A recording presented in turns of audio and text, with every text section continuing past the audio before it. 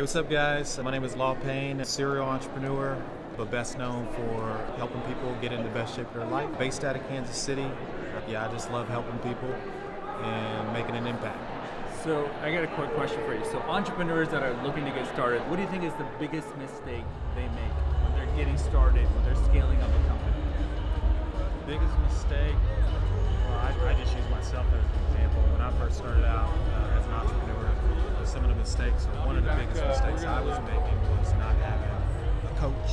Wow. With systems in place. I feel like if I had a coach, I would have had the SOPs and the blueprint, the cheat code to actually know how to build and scale a business. Because when I started, it was way back in the day, 2009, there was not a lot of mentors, or personally, I wasn't really seeking out mentors. I just got done with grad school.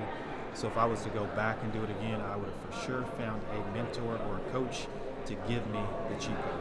That's amazing. So as a budding entrepreneur, they need to go ask for help, basically, without saying, I'm going to go figure this out. I got this. Yeah, and that, for me, like, humbling yourself when I was young is really hard for me to do.